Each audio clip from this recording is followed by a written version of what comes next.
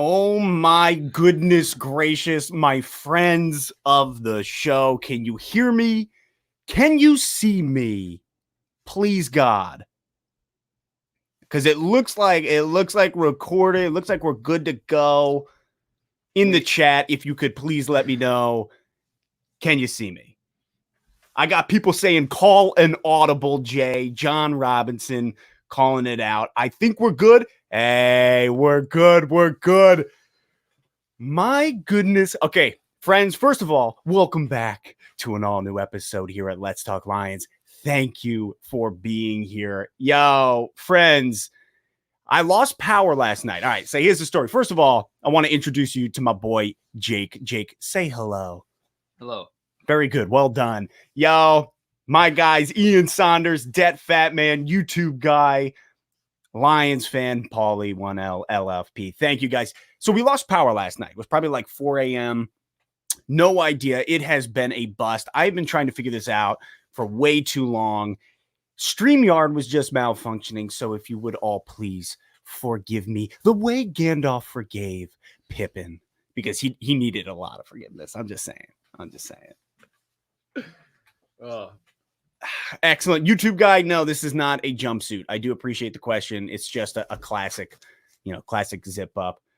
Good to see you. Jake looks like a little Hawkinson. How does that make you feel? I look like a little Hawkinson. You look like Hawkinson. I don't know how to feel about if I could take his talent but not necessarily look like him. I would do that. I mean, yeah, that's definitely fair. Hawk is yoked as well. I don't know if you've seen. Actually, I'll take the body, not the face. Yo, he's looking massive these days. Big boy. Friends, thank you for being here on an all-new episode of Let's Talk Lions. For those of you just jumping in, I have been spending way too long trying to get this to work. StreamYard malfunctioned. My boy Jake here, IT wizard, fixed it all. So Jake, this one's for you. Thank you so much. Absolutely. Good to have you here. Well, everybody, what are you drinking? Hopefully everybody's got some good coffee. I'm now way too wired from this. So let's roll into today. First and foremost, Jake, this is your first time ever on Let's Talk Lions. So I just got a couple questions for you as we're moving into this. How long have you been a Lions fan, and what is your Lions fandom looking like these days? I have been a Lions fan since probably 2004. It has ebbed and flowed through the years. I used to when I was younger, I had no association with sports at all. Then I got way too into sports when I was a freshman in high school. Classic. Is as obsessed as you could get with the Lions for as good as they were, because we were complete trash. My entire life, basically my entire teenage to adult life.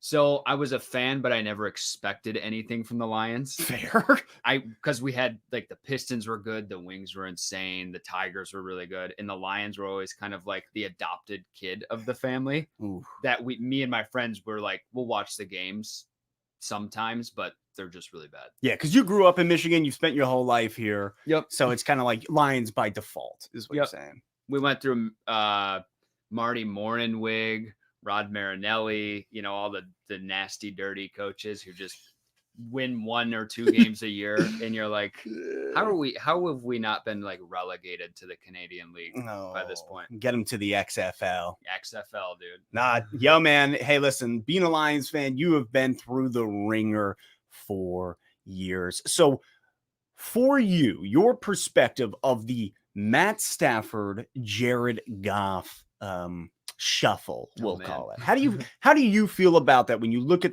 you've had Stafford here for 12 years, he moves on. Where does that leave you?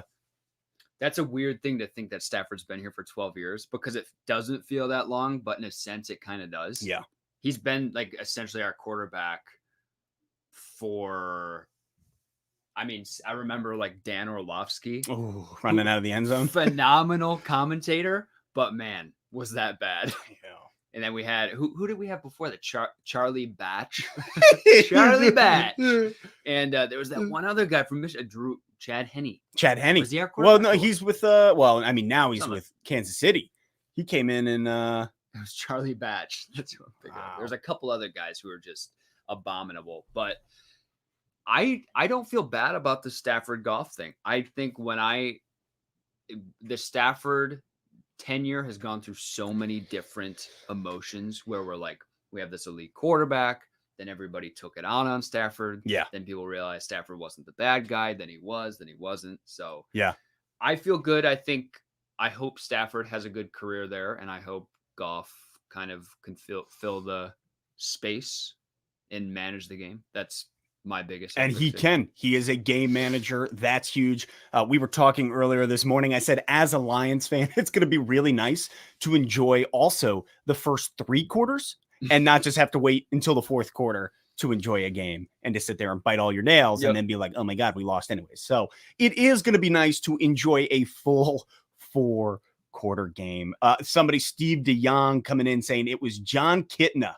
John Kitna. That was it, dude. And Ian Saunders is not happy about it. He says, he had that always perpetually fuzzy buzz cut, and his head was so wide. Oh, it was a weird thing. Man, maybe I should just Photoshop his face into the back here for us. One of those fat heads.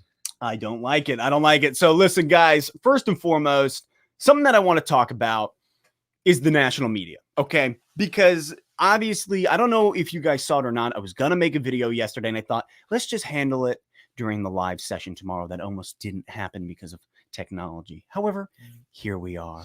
So Joy, what's her name? Joy Taylor. I was going to say Joy Williams again. Singer from the Civil Wars. That's it, baby. Joy Taylor from the Colin Cowherd show. They started talking about Dan Campbell, right?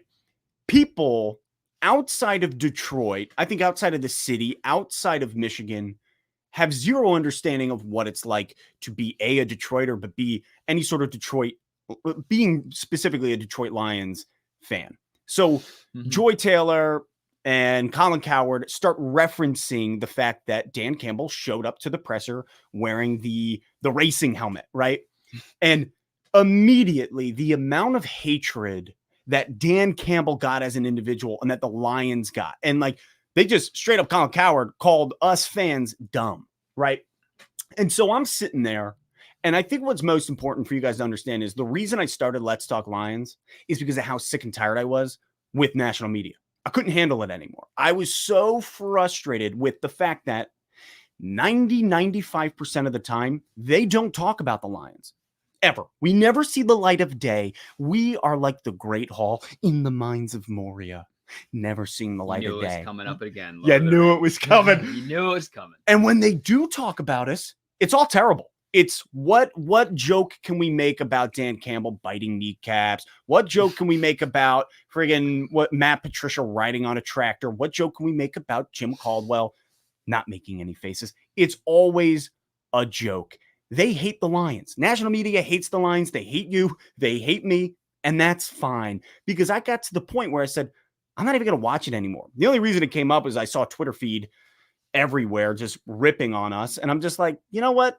I don't care, because what they don't understand is how nice it is to have a coach like Dan Campbell, who's bringing the joy of the game back to Detroit, back to these players. So I could care less. I could care less about what they had to say. And I just think they're looking to try to make some money with these stupid comments. I'm sorry, I just burped in your direction. It was disgusting. I really apologize. Yeah. So like a hat died. As you're saying that about the national media as far as sports, I feel like a good comparison was Donald Trump for the political news outlets. Sure. Donald Trump, and I mean kind of rightfully so, was kind of like the beating post for actual political news outlets. The Lions were kind of like that for ESPN and all those other sources. Wow, that's exactly it. That's exactly it. And like here, YouTube guy, this is what you're saying. I think most people like Campbell. However, mainstream sports media hates him. Yeah, because he's a player coach. He's this guy who wants to get out there and win and bring joy, but bring a W to the city. And they can't handle it. And you know what? Can't wait for the Lions to kill a team and shut up the media. And I'm with you, man. I'm so excited for the Lions to be good so that the media can't talk about them. And when they go to, and if they have anything good to say, care less, not going to listen to them anyway.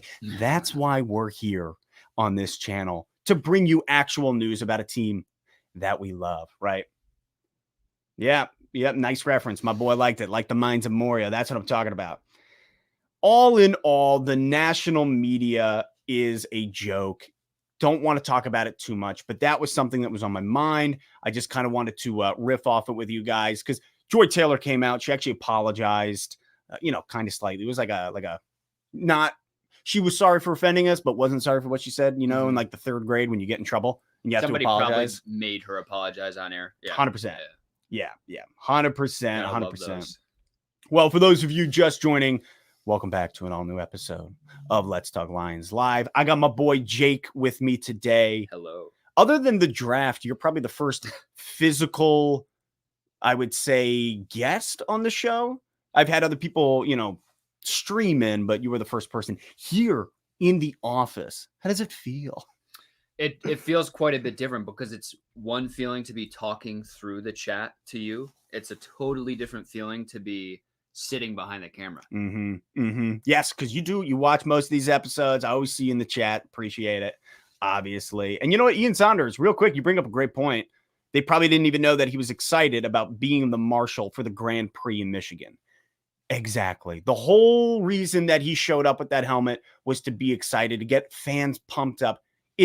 It's the same way when his original presser was it was for us. It was for you. It was for me as fans. National media doesn't understand it. Don't care. Forget them. Jake, where did you get your shirt? From your closet. 100%. Like 10 minutes ago. The only thing I brought over here was a tank top, and I was like, I gotta get something else on. Yeah, gotta rap. You didn't know you were gonna be on the show until about 20 minutes ago. So that's definitely fair. I started rapid firing questions off to Jay this morning, and he was like, do you want to be on the live stream? I was like, yeah, why not? Let's do it. Why not? I appreciate you being here. So he got his shirt from my closet. There's a lot of good Honolulu. It does have a very calamari musk to it. I know. You got a good natural smell, though, I gotta say. It could be a lot worse. I've smelled shirts from other friends that smell like kind of like the end of the day. I almost just spit all over you. The end of the day, kind of musk. I appreciate this because this is only halfway offensive. Right. It's just kind of somewhere in the middle of a compliment. Everybody's got their natural smell. I don't want to get too deep into it, but you walk into somebody's home and you're like, oh, this is Jake's home. Are you getting like pheromones right now? Or something? Oh my God. This could get weird. Okay. This is too much. All right. Moving on. Bring back the black jerseys from Ryan Rakowski. I'm not a black jersey guy for the Detroit Lions. I like them. Really? I do like them. You have to do them right, though. There's a lot of room for error with especially jerseys. Black and blue. It's not the best mixture, so you got to do it right. That's fair. I mean, I'm looking at your hat right now, your hat and the shirt. It looks good. You're right. Oh, I got a black hat on, but that's mostly bleached from days of God, that was originally a black hat. It was black. It's like leather brown. Yeah, it's pretty gnarly. I mostly use it for softball, men's softball out in the field, but All right. Moving on. Yes, somebody I wanted to talk about very specifically, defensive back Tracy Walker. I don't know if you guys saw any bit of what he had to say yesterday, basically coming into this new defense under Aaron Glenn. Tracy Walker just shows up and was like, this is going to be fun. Like, I'm excited. And that's the whole point that I'm trying to get at with national media hating us, with Dan Campbell's philosophy. There is this lightness around him. Kerryon Johnson came out in Philadelphia and was like, this is the first time I've laughed at practice in years.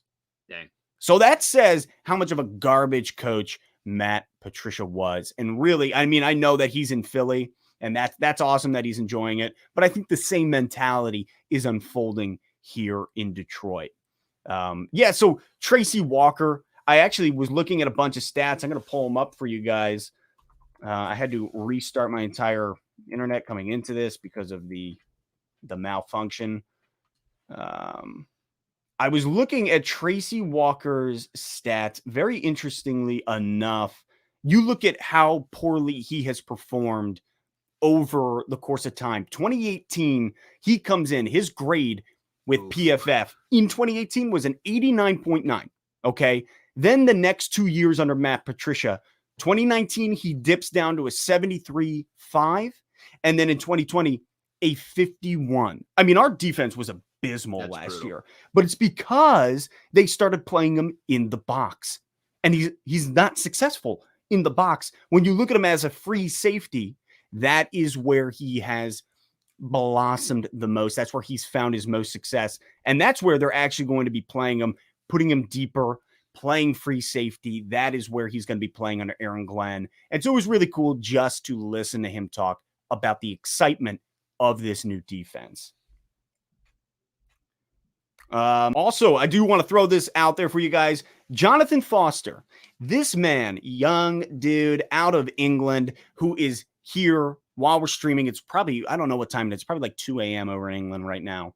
Maybe I'm making that up. Maybe it's 3 p.m. It's definitely late. 3 p.m. than here. 5 p.m. Jonathan, drop it in the chat. I don't know what time it is in England. Isn't there's like a 7 or 8 hour difference, I thought. I want to say 5. 5? So what time is it right now? It's like a 13-hour difference. It's crazy. It's probably like 4 o'clock. Anyways, Jonathan Foster has you have your own what is the word I'm looking for? A Spotify. It's not a YouTube channel. You have your own podcast. I could not find the word for the life of me. It was floating somewhere. It's floating in there. It's got his own podcast. It's called After the Play. My man, him and his co-host James had me on yesterday. I believe that was yesterday, 2 days ago.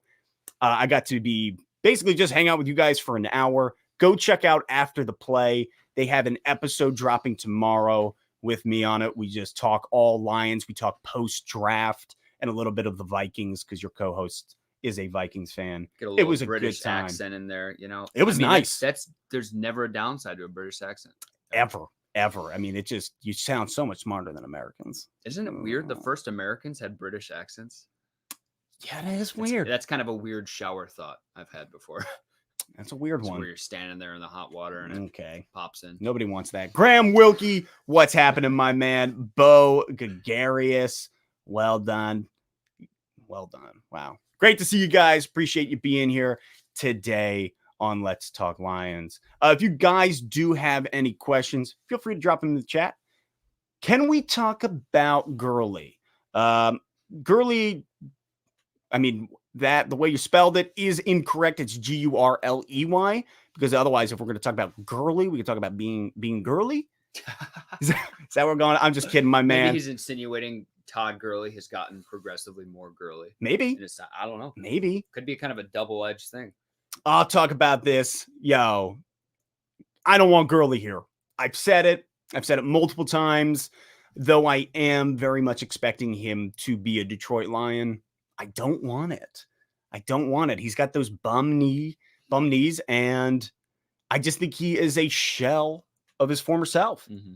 I mean, I'll never forget the Super Bowl where he sat on the sideline riding the bike to keep himself warm. And I'm just like, it's time, Todd. It's time. And it hasn't even been that long he's been in the league. No, he's 26. Yeah, it's great.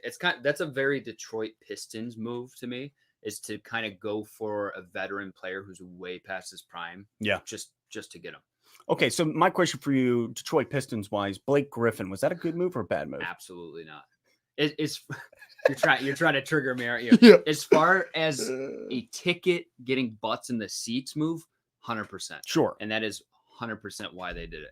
As far as a winnability move, if that's a word, when they did that, I think the entire fan base minus like 5% was like, why? Sure. We're not in a win now position, so why would you? And that's why I don't want Gurley. That's the perfect example. Yeah. And I get it. We got somebody in here talking about him being good for short yardage. Ryan calling that out. And I could see that. 3rd and 1, you put Gurley in there. I mean, he has done a lot of work for us before. You look at last year. He was excellent in the red zone for us, scoring that TD.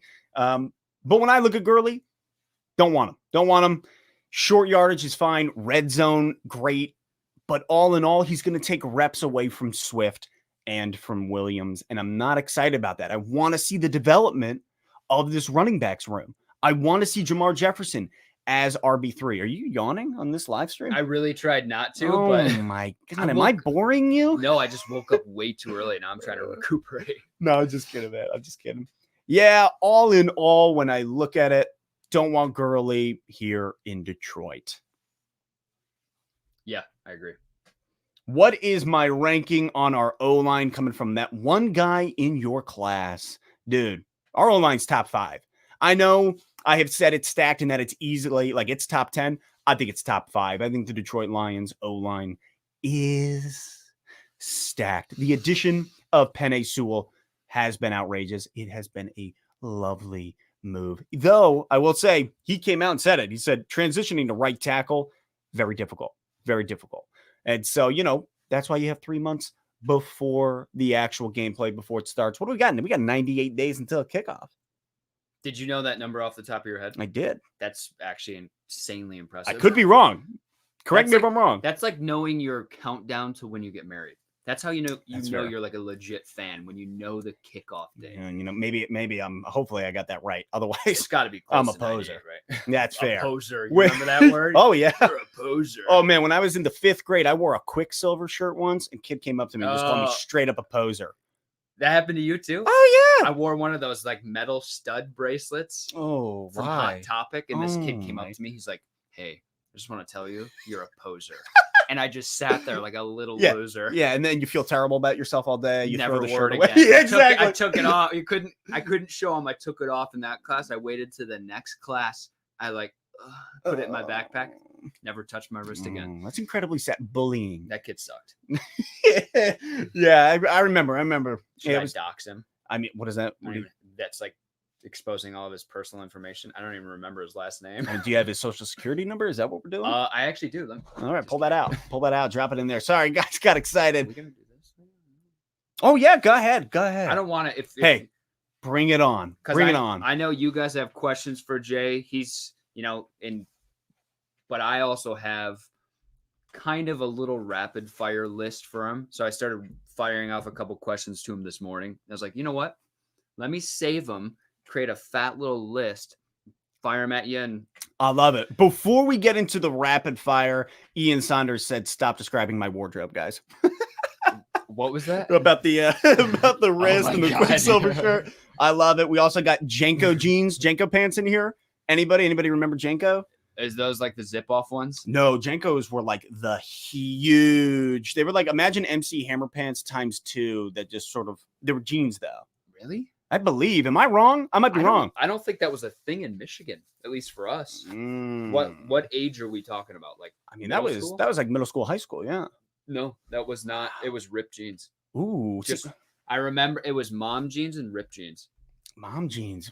I borrowed a pair of my mom's jeans. Biggest regret of my entire life.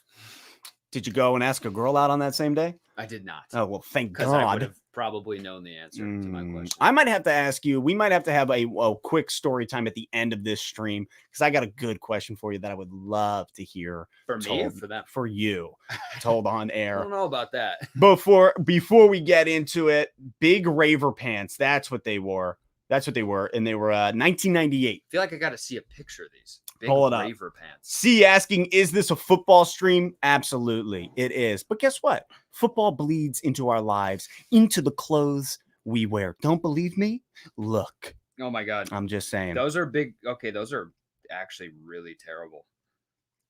That's what. Yeah. Those are definitely 90s. Yep. All right, Jake, if you want to pull out some rapid fire questions, we will hop back into it, because C is getting you're getting a little ornery here. So we got to get back on We got to get back on it. And for those of you that are wondering, this is completely football-centric. 13 questions of rapid-fire football. Oh, yikes. All right, let's go. Question number 1. Looking at the entire NFL, who is the one running back you would want to see on the Detroit Lions? This is completely hypothetical. Jonathan Taylor. Jonathan Taylor. Give me Indianapolis last year rolled us. Now, granted, our defense was absolute hot garbage. Mm-hmm. It looked like a back alley in France somewhere, where like the dogs are skittering and just eating just bone and ratatouille and stuff like that. But in that sense, Jonathan Taylor rolled us. But really, watching him play against stout defenses, playing against the Bills in the AFC, what was that? It was a wild card game right off the bat. Mm-hmm. Jonathan Taylor, unbelievable. Would love to have him be a Lion. He's a stud. All right. Question number 2. Out of the entire NFL, who is the number 1 receiver you'd want to see on the Lions? I think I've said this before on this channel. Stephon Diggs. I want Diggs. Now, people might point to other guys being like, well, I look at what Diggs was able to do with Josh Allen. Mm-hmm. And Cole Beasley in the slot. The pairing of those two, had the most yardage They broke the record. They broke the record for best duo, wide receiver duo in the NFL 16-game season. All time.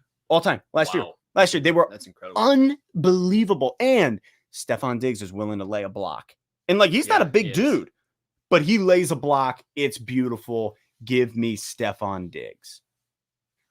Question number 3. Looking at the Detroit Lions, what is our greatest weak spot? You probably said this before. I probably have, but Det Fat Man's also agreeing. Stephon Diggs. That's my boy. Biggest weak spot?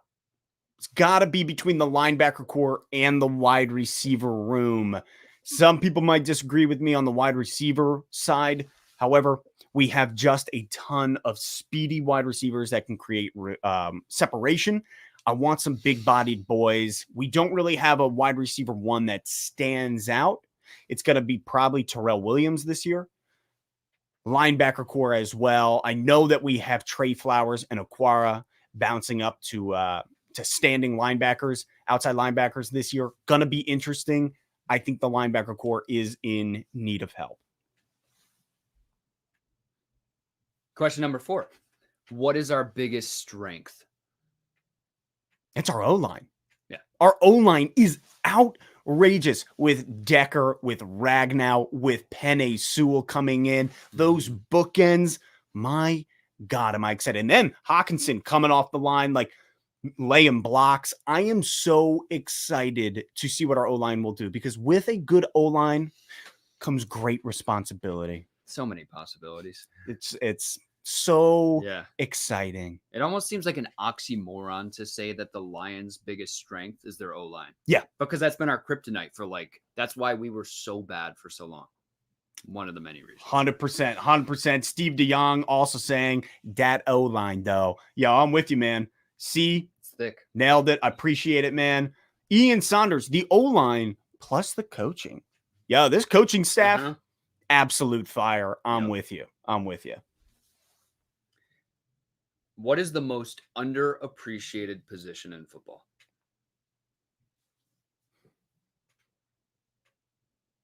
All right. I'm going the kicker.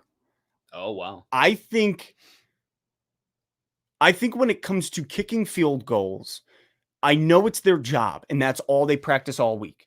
However, when they get out there and the game is on the line and some guy's got to boot a ball 57 yards to win or tie the game, all of a sudden everybody's like, we need you to be God. And when they fail, we rip them up. They can't, blah, blah, blah. And like we had Jason Hansen and then Matt Prater. So like the Lions have only ever known good kickers. And so now with Prater leaving, we're like, I'm in this moment of being like, man, last year watching Prater struggle was really hard. And they're so underappreciated because when they succeed, everybody goes, you're supposed to. Right. And when they fail, we rip them to shreds. And I don't love that. I think that they are underappreciated. And punters. It's a phenomenal answer. Appreciate it. I think punters are also underappreciated. Yeah. That's a big job. It's a big job. It's a huge job. And it's one of those things that you look and you're like, yeah, he just punted the ball. But it's like such a vital part of where you're going to get position. And there's a lot of technicality. There's a reason why we had a Pro Bowler punter last year. Like, I believe he went Pro Bowl. Jack Fox. If not, he was one of the best punters in the league. Forgive me if I'm wrong there. What are the top 3 decisions the Lions have made in the offseason? Real quick before we get to that, Sam the Man asked, why did the Lions let Prater go? Prater had statistically his worst season in Detroit last year of all the seasons. He came in 2014. He's played through all this time. That's 7 seasons. And it was his worst season thus far. But still, I want to say this. It was a good season. He was making 75% of his field goals, like extra points. He was still good. It was just hard. And I think he had to either be signed, his contract ran up, and then he wanted to go, his family's in Arizona. I believe that's how it all kind of worked together. He is now in Arizona. That is the answer for that. Sorry, what was your question? Top 3 best decisions the Lions have made this offseason. Top 3 decisions, best decisions the Lions made this offseason. First and foremost, okay, the offseason, so I can't say firing Patricia. I specifically cut that was good. That's good. I think hiring Brad Holmes as the GM, because for the first time, look at our draft. Look at what we did. We built the trenches. So Brad Holmes, number one. Number two, drafting in the trenches. I'm talking, we did OT, DT, DT. So you're looking at Penei Sewell. You're looking at Onzariki. And then you're looking at Aleem McNeil. We built the friggin' trenches. Every draft we go in there and we're like, let's get the sexy pick. Grab the wide receiver, grab Okuda. Like, we just make these weird moves. And Brad Holmes is a strategic individual, a phenomenal scout. And so coming into this, Brad Holmes was number one. I think it was our draft as number two. I love the whole draft. I think we were phenomenal there. And number three. You're going to say it? I might say it. Number three has got to be, people are going to hate it, but it was letting Stafford go. Wow. It was choosing to move on because, listen, guys, my thing is this. How many times have we rebuilt? How many times? And we keep rebuilding around Stafford and around Stafford and around Stafford, and it fails. We finally rebuilt and said, we have to try something new. And I could be very wrong there. That could be the poison dart. However, I think it was a good move to bring in Jared Goff and to try something completely different here in Detroit. Mm-hmm. So you're not going to say Dan Campbell's in the top three yet? You know what? God, you're right. The whole coaching staff. It's hard to say because it's so early. And that's the thing. Dan Campbell has won our hearts right now, but we haven't played a single game. And so he has won our hearts. He's won over Detroit, but we have to see how he fares in the next 2 seasons, really. I think it's a phenomenal move. I love Dan Campbell, but he was only ever an interim head coach out in Miami. So, like, we don't know. We're going to have to see where that goes. I love it. Love the move. And you know what? That's where somebody even basically brought up. They said, there's too many. Steve DeYoung, too many. Yep. Odinus, too many. I'm with you guys. And 90s drinks, hashtag lines, Dan Campbell, hello. Obviously. That's what I'm saying, though. I think Brad Holmes, it's from the top down. Sheila has done a phenomenal job. Yeah, she really has. Can you believe that No, I can't. I really that a Ford has taken the Detroit Lions ship to a beautiful shore is, you know where we're going? Majestic. We're at the gray heavens, heading out coming. to the western lands. It's gonna be good. What is that? The Valinor? Is that what it is out there? I think it's the Val. It's like the elven heaven, basically. Basically, yeah. I mean, I don't want to get too deep into like Numenor, but let's open the Silmarillion. I'm ready. I remember one of my friends lent me that and I lost it. Okay. It was his dad's like heirloom copy. And I was like, pretty awkward. Oh my God. Yeah. How'd you get away with that? I don't know. You ever talk about it? Well, he asked me once and I was like, oh, I can't find it. And then he didn't ask me again. Ooh. I think he forgot. So it worked out. Yikes. Well, teardropped Floyd saying Sheila Ford was the first and most important move. I agree. That was not an off-season move this year because she actually took over last year. And I do agree with you. It starts at the top, and Sheila has changed things with bringing in Spielman, bringing in Barry Sanders as an advisor. Like, we are doing things right. All right. Moving on. Bring me another question. You got another one? Question number 7. So we're about halfway through, guys.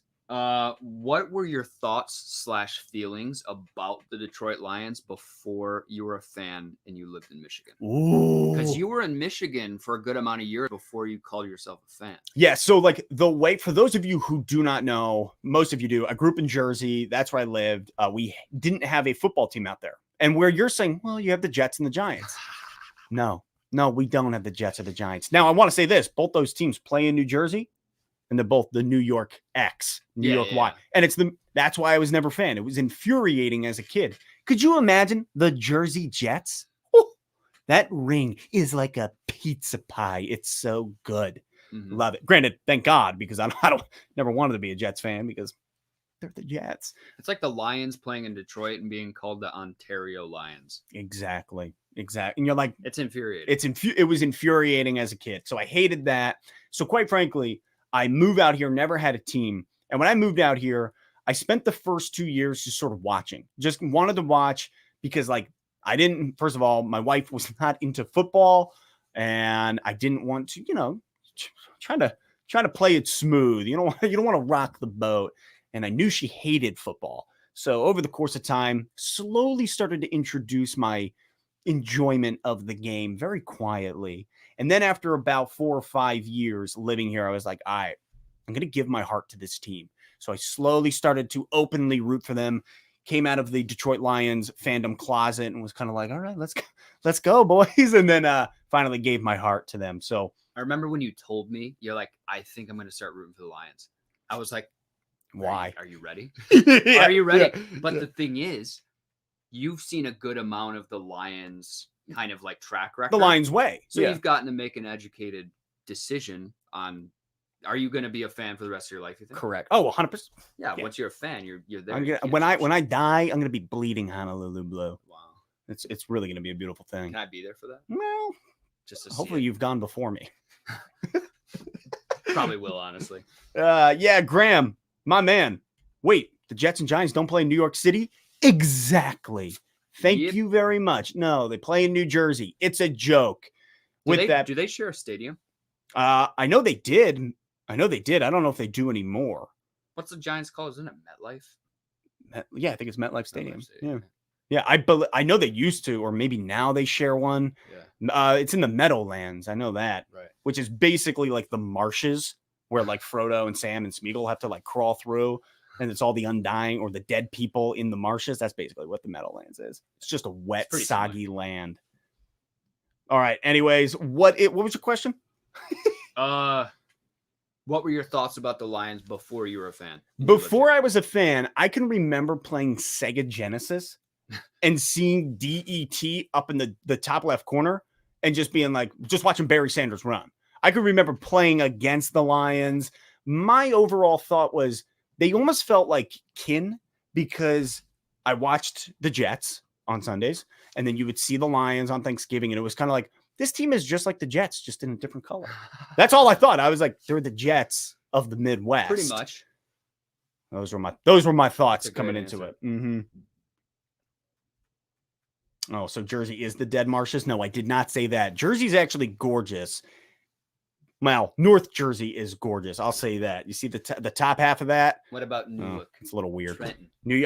Trenton's in New Jersey. That's what I mean. South Jersey. You like Trenton? No. Was that like a vacation spot in Newark? South Jersey's garbage. Don't want to talk about it. It's like a giant factory. Basically, it's just industry and then you have the beaches along the coast, the Jersey Shore.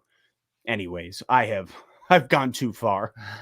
Bring me to another question. Question number 8. If you could be a fan of any other team besides the Lions or the Bills, who would it Darn it, you took the Gotta Bills. Take the Bills out, man. You're the worst. You know I would have picked Buffalo. I actually don't know your answer.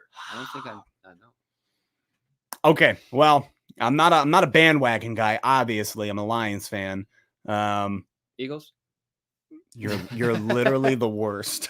If Philadelphia, oh God, I hate. Don't get started. Don't get me started. You're gonna make it R-rated. If you go with Eagles. You're not wrong. If I could pick any other team, it feels like it's got to be a bad team. Going the Cleveland Browns. I mean, they're getting better now, but Cleveland feels Lake Erie Bros. Yeah. That's what it's all about. Right across the pond. Right across. Cleveland. Oh, Xander Shea going with the Packers. That's brutal, bro. Get out of here. Oy. Get out of here, Xander. Boy. All right. You got another question? All right. The back end of these questions, in my opinion, are a little juicier. I had fun with these last couple. Question number 9. What is the lamest team to be a fan of in the league? No, this is just me asking him, so nobody can take offense. Just like unbiasedly looking. What's Cincinnati. Yeah. It's the Bengals. It's just kind of a dry team. Yeah. First of all, their helmets are garbage. They're bad. Like, I just can't even. And they had that whole new uniform unveil, and it just wasn't good. Yeah. Yeah, it's Cincinnati. It wasn't as bad as the Rams. No, the Rams look like a collegiate soccer team. They look really bad. Yeah. Not a fan of the Rams jerseys. All in all, I think Cincinnati's probably the most lame team to be a fan of. Plus, like, Cincinnati. Mm-hmm.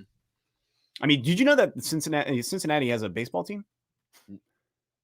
Oh, the Reds. The Reds. Oh my God, you got me for. I was like, wait, what? Do you see how much time it took you to remember that? For like the last 5 years, they've been like, oh, the Reds are going to be good this year, and they just bottom Yeah, out. not since Pete weird- Rose. yeah. I mean, they had Barry Larkin when we were kids, but wow, we got people saying the most lame team. We got the Cowboys, the Cowgirls, The Cowboys. the Jags. That's a good one. That is good. The Colts. It's basically the AFC South. Yeah. It's a lame division. Who's in that? The Colts, Jags. Is Houston in that one?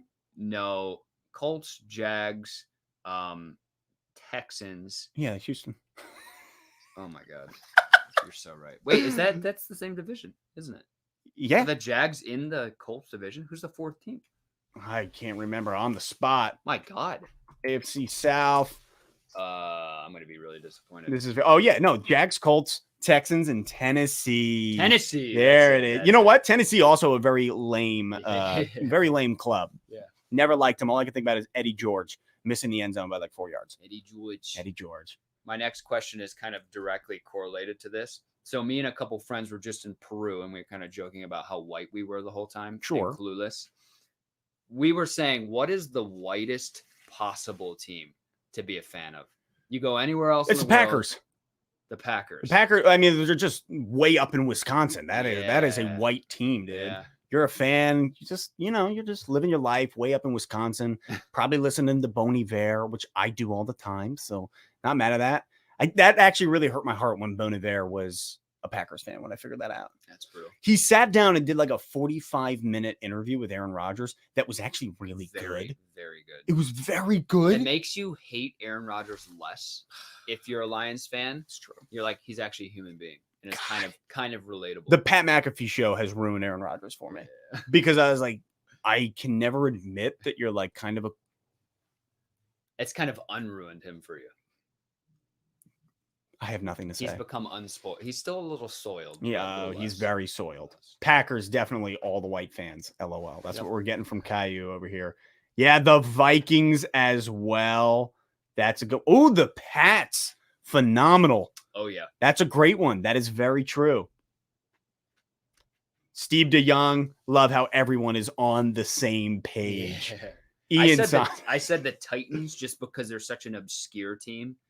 But they're not that white of a team. No, they're in Tennessee, Nashville, right? Yeah, so you got some mixed fanage going on. That's a city down there. Silence on the Aaron Rodgers garbage. I agree. All right. I feel like we've talked about him too much. Far too much. Yeah. I don't want to talk about him anymore.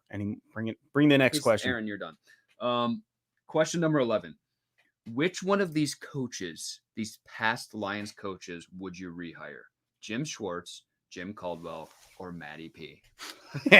Jim Caldwell.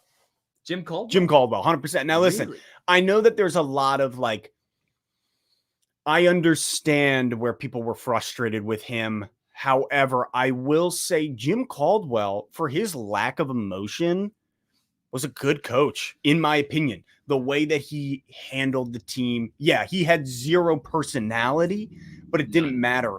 I thought he was actually a good coach and worked with Stafford well, worked with the offense well, with what he had, liked Jim Caldwell. If you had the chance to hire Jim Harbaugh over any of those three, would you do it? Absolutely not. Yeah. Absolutely not. In fact, I would tie a millstone around his neck and cast him into the sea. Jim Harbaugh or Matt Patricia? Oh, my God. You gotta pick one. Jim Harbaugh. Yeah.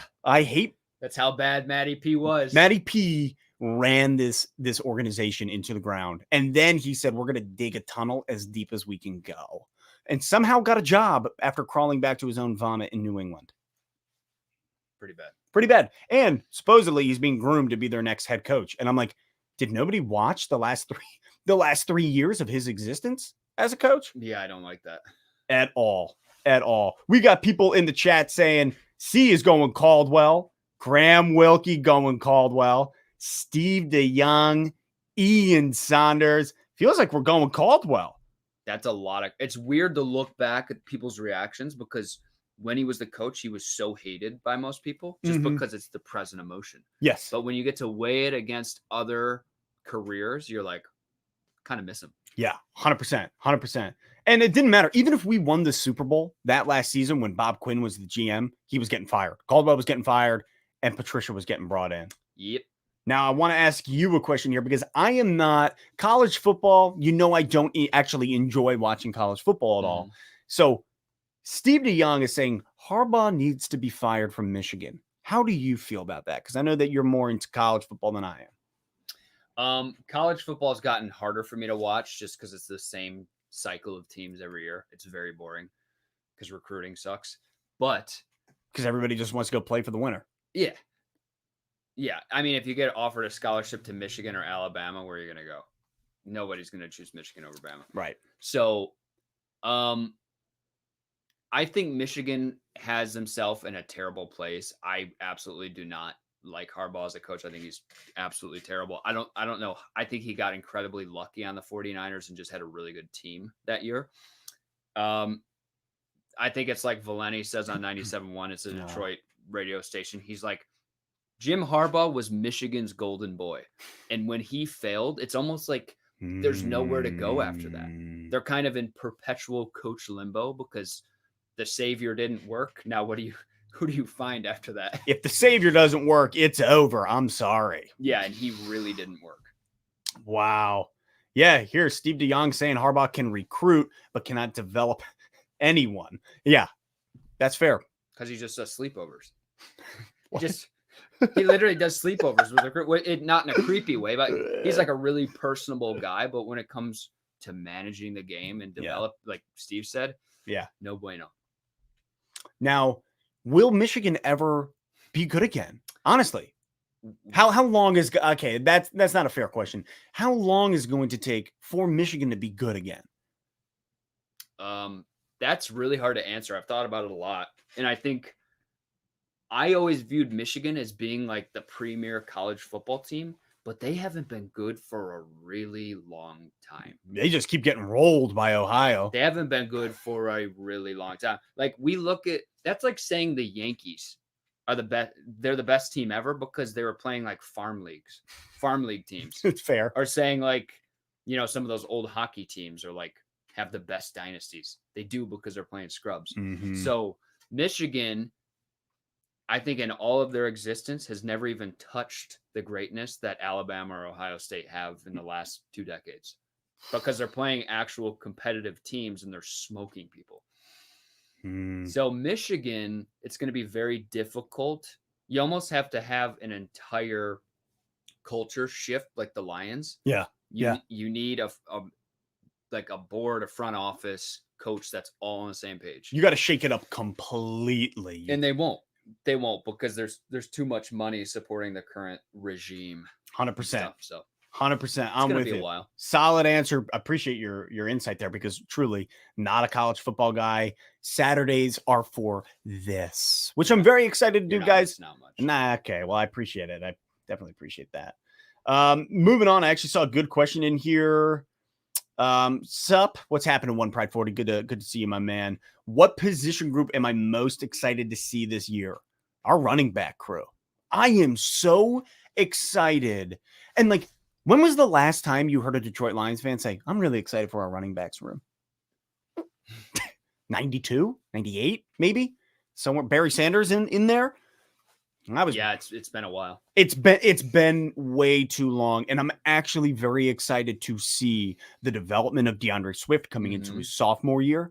Jamal Williams coming over from Green Bay. That guy, I just want to hang out with that guy. I just want to have a beer with him. He seems so funny, so chill, but also such a dedicated hard worker. Really excited. And then Jamar Jefferson, the development of our 7th round pick this season.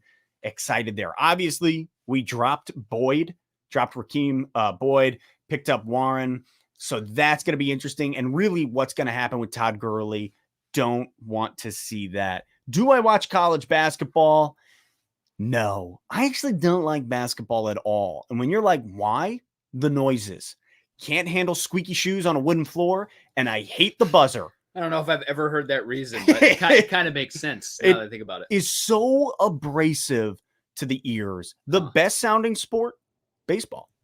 It's so calming. It's so calm. What about tennis? it's too quiet Okay, and it's how just a about lot of this? grunting. 2010 World Cup soccer, the Vuvuzelas, where they Ay. couldn't ban those things hard enough. Well, the that was next like year. the You couldn't hear anything. yeah. I No. loved it so much. Yeah, you do like soccer. I can't soccer. The field's too big for me. I'm just like, oh man, you just keep kicking the ball back and forth. It's fun when it's right by the net, but otherwise, soccer is Yeah. just like If they cut out the middle 30 feet of the take a couple players out. yeah. That's where baseball, the crack of the bat, just a low murmur. It's just a nice, bright, sunny day. Yeah, I like baseball. Baseball sound is truly the best. Don't like basketball. Sorry, guys, went off on a tangent there. College basketball, I gotta say, compared to college football, far more interesting. A lot more competitive. Okay. You don't have the same winner every year. Yeah. Which is why I can watch it more than college football. That's fair. I'll tell you what, watch them. Okay, so hockey. I know this again, side note. So good. Playoff hockey is unbelievably fun to watch. Yeah, it's the best playoffs, in my opinion. It's mind-blowing. Like, I watch, a couple season games just sitting there, and, everybody's just sliding around, hitting the puck back and forth, and there's bursts of energy. Playoff hockey is just full-blown contact energy, murking the other people. It feels like the attack at the Black Gate. Is that 4 or 5 references? That's how you know it's a good segment. That's at least 4. Lord of the Rings fun. Oh, yes. Well, some people are like, bro, shut up. This is too much Lord of the Rings. And I'm like, never. Not enough. Not enough. Never Plus, enough. in hockey, the worst seed can win the cup. That's crazy. Which in almost any other, like in basketball, NBA, the 8 seed, they're done the first round every time. Football, generally, the bottom seeds are out. And that, you know what, man? I'll tell you what, playoff. What was the NBA did it this year? Play-ins? Terrible. It was like a playoffs before the playoffs. Good boy, side. And those teams are like hot dumpster fire. They're going to maybe win once and get clapped. Yeah, no, not interested. Not interested. Yep. Well, listen, friends of Let's Talk Lions, we are coming. I got 2 more. You got 2 more questions? 2 more really quick. Bring them in here. They're both quarterback questions. Do you want the trash one or the legit one first? Give me the legit one, then we'll finish out with the trash. All right. So this is kind of a more expansive list. I couldn't help myself on putting all these quarterbacks in. Obviously, it'd be interesting to see what they say too. In the chat? Yeah. All right, friends in the chat, get ready. Jake's got a question. Let's break it down. I've been asking a lot of people this lately. So assuming that all of these quarterbacks were drafted in the same class, what would you numerically rank this list? Which quarterbacks would you draft first to last out of these quarterbacks? Pretending they're all in the same year. Same draft class. Same draft class quarterbacks. Out of Baker, Josh Allen, Lamar, Kyler, Burrows, Tua, and Trevor. So that's how many quarterbacks? 1, 2, 3, 4, 5, 6, 7, 8. Out of those 8 quarterbacks, Baker, Josh Allen, Lamar, Kyler, Burrows, Tua, Trevor. First to last, what are you doing? Very difficult. Wow. Okay, give it to me again. It's Baker, Allen, Lamar Jackson. I shouldn't have done 8. Yeah, you did 8. But 8's more fun. 8's crazy. You get the full picture. Kyler's last. Kyler's number 8. I can't. Yeah. Just don't like him. You don't like him? No. Well, first of all, I don't like him. But second of all, I think he's too short, and a lot of people will disagree, and that's fine. He's definitely very mobile, and that's huge. But I think he's the worst out of those 8. Yeah, 100%. Okay. So you got Kyler at number 8. You have Baker, Josh Allen, Lamar, Burrows, Tua, Trevor. Who's number 7? Baker's number 7. I knew it. Yep. So I'm saying 8. The last guy I want, Kyler, then Baker, then Lamar Jackson at 6. Okay. Give me the other 5. Josh Allen, Burrows, Tua, Trevor. Tua. So we have 7, I think. Okay. Is that right? 1, 2, 3, 4, 5, 6, 7. Yeah. Okay. So 7 is Kyler, 6 is Baker, 5 is Lamar. Then you have Tua, Trevor, Josh Allen, and Burrows. Tua. I'm going to say